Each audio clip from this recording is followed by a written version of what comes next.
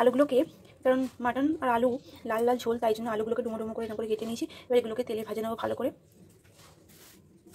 Mutton রান্না করার জন্য 5-6টা পেঁয়াজ কুচি করে কেটে নিয়েছি, ধনেপাতা নিয়ে নিয়েছি, 2টো টমেটো নিয়ে নিয়েছি, কাঁচা রসুন কুচি এবং আদা কুচি, 5-6টা কাঁচা লঙ্কা, একটু পাতিলেবু নিয়ে নিয়েছি। এই রসুন কুচি এগুলোকে মেটে নেব।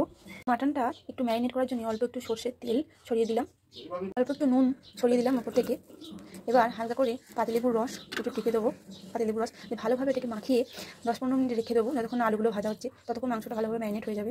এরকমভাবে খাসি মাংস রান্না করে দেখবেন, খুবই ভালো লাগবে। তো মাটনটাকে ভালো করে ম্যারিনেট করতে রেখে দেবো, ভালো করে মাখিয়ে। একটু লাল লঙ্কার গুঁড়ো ভালো করে মাখিয়ে নিতে হবে, অল্প একটু হলুদ দিয়ে দিতে হবে, দিয়ে ভালো করে তাকে ম্যারিনেট করে নিতে হবে। অল্প পরিমাণ হলুদ অল্পই দিতে হবে, দিয়ে এটা মাটনটাকে ম্যারিনেট করতে রেখে দিতে হবে।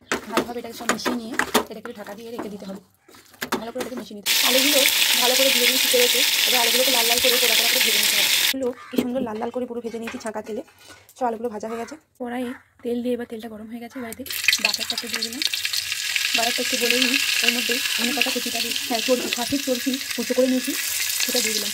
এরকমভাবে মাংস রান্না করলে মাংসের স্বাদ আরোই বেড়ে যায়। চর্বিগুলো তেলতেই করে দিলাম। এরপর ফোড়ন হিসেবে তেজপাতা, ছোটো এলাচ গুঁড়ো, শুকনো লঙ্কা, জিরে দিয়ে দিলাম। ভালো করে এটাকে হতে দিতে হবে চর্বিটা গলা না পর্যন্ত। এবার অল্প একটু চিনির দানা কয়েকটা তেলেতে দিয়ে দিলাম, অল্প চিনির দানা দিয়ে দিলাম, এতে রান্নার রঙটা খুব সুন্দর হয়। এগুলো হয়ে গেছে, ফোড়নগুলো এবং চর্বিটাও ভাজা হয়েছে। এবার ধনেপাতাটা অ্যাড করে দেবো। ধনেপাতাগুলো ভেজে নেওয়ার পর এবার পেঁয়াজ কুচিটা অ্যাড করে দেবো। এবং পেঁয়াজ কুচিগুলো বাদামি না হওয়া পর্যন্ত ভালো করে ভাজতে হবে। সব পেঁয়াজ কুচিগুলো অ্যাড করে দিতে হবে। হ্যাঁ, অল্প একটু নুন দিয়ে দেবো যাতে পেঁয়াজটা তাড়াতাড়ি নরমও হয়, ভালো করে ভাজা হয়। পেঁয়াজটা হালকা ভাজা হলে এবার টমেটো কুচিটা দিয়ে দিতে হবে। টমেটো কুচিটাও ভালো করে নরম করে ভেজে নিতে হবে যতক্ষণ নরম হচ্ছে। সেটা কথা হলে রসুনটা অ্যাড করে দিতে হবে। রসুন বাটাটা দিয়ে ভালো করে এটাকে নিয়ে নিতে হবে, কারণ রসুনের ভেতরে যতক্ষণ রসুনের কাঁচা গন্ধটা চলে যায় ততক্ষণ এটাকে ভেজে নিতে হবে। এবার আদা বাটাটা অ্যাড করে দেবো। রসুনটা ভাজা হয়ে গেছে, এবার আদাটাকে একটু ভেজে নেবো ভালো করে। আদাটা দিয়ে আরেকটু কষে নিতে হবে। আদা আর কাঁচা লঙ্কা একসাথে বেঁটে দিয়েছিলাম, কাঁচা লঙ্কা বেঁটে দিলে সেটার স্বাদ আরও ভালো হয়। তো আদা আর কাঁচা লঙ্কা আমি ছিটে বেঁটে এটাকে দিয়ে দিয়েছিলাম।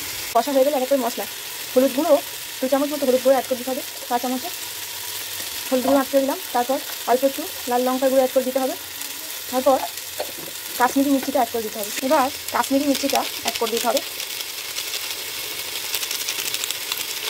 কাশ্মীরি মির্চি অ্যাড করে দিলাম। তারপর এবার অল্প একটু জল দিয়ে ভালো করে মশলাটাকে কষিয়ে নিতে হবে, ভালো করে মশলাটা একটু কষে নিতে হবে। এবার এই পর্যায়ে স্বাদ মতো নুন অ্যাড করে দিতে হবে। নুন ভাজার সময় দেওয়া ছিল, এই নুন যেটা স্বাদ মতো টেস্ট করে দিতে হবে। এবার কষে এলে এবার কিষান কেচাপটা অ্যাড করে দিতে হবে, কিষান সস, অল্প পরিমাণ কিষান সস 1-2 চামচ মতো অ্যাড করে দিতে হবে। কিষান সস অ্যাড করে দিয়ে ভালো করে নিয়ে নিতে হবে। মশলা পুরো কষা হয়ে গেছে, এবার ম্যারিনেট করা মাটনটা অ্যাড করে দিতে হবে, ভালো করে কষে নিতে হবে। মাটনটা পুরোটা অ্যাড করে দেবো, ভালো করে কষে নিতে হবে। মাটনটা অ্যাড করে এবার ভালো করে কষে নিতে হবে, ভালো করে কষতে হবে মাটনটা ভালো করে দিয়ে। দেখুন ভালো করে ফুটছে, কত সুন্দর কষাটা হচ্ছে।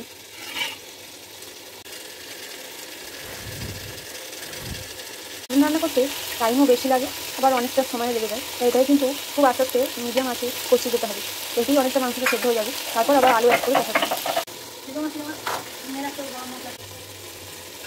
মাংসটা কষা হলে ভেজে রাখা আলুগুলো দিয়ে অ্যাড করে দিতে হবে। তারপর এবার আলুগুলোর সাথে আরও খানিকক্ষণ কষে নিতে হবে। আলুর সাথে ভালো করে এবার মিশিয়ে এবার আলুর সাথে আরেকটু খানিকক্ষণ কষে নিতে হবে। এবার গরম জল অ্যাড করে দিলাম, কষা হয়ে গেছে। এবার গরম জল অ্যাড করে দিয়ে এটাকে নেড়ে নিয়ে এবার এটাকে ফুটতে দিতে হবে। দেখুন কত সুন্দর রঙটা এসেছে। এরকম লাল লাল খাসির মাংসের ঝোল শীতকালে জমে যাবে। আজকে বছরের প্রথম দিন, হ্যাপি নিউ ইয়ারে সব মাটন জমে যাবে। রেড মাটন আলু কারি, লাল লাল মাংসর মাটন কারি একদম রেডি। এটা আমার সবাইকে ভালো লাগে, কারণ মাটন কষার থেকে এই আলু দিয়ে মাটন কারিটা একটু বেশি ভালো লাগে। খাসির মাংসর গরম গরম ঝোল একদম রেডি, ফুটছে। নামাবার আগে ছোটো এলাচ একটু গুঁড়ো করে ছোটো এলাচ বেটে দিয়ে দিতে হবে, তারপর ঢাকা চাপা দিয়ে রেখে দিতে হবে। শীতকালে এই খাসির মাংস জমে যাবে। যদি এই রেসিপিটি ভালো লেগে থাকে তাহলে চ্যানেলটিকে সাবস্ক্রাইব করবেন আর ভিডিওটিকে লাইক করবেন।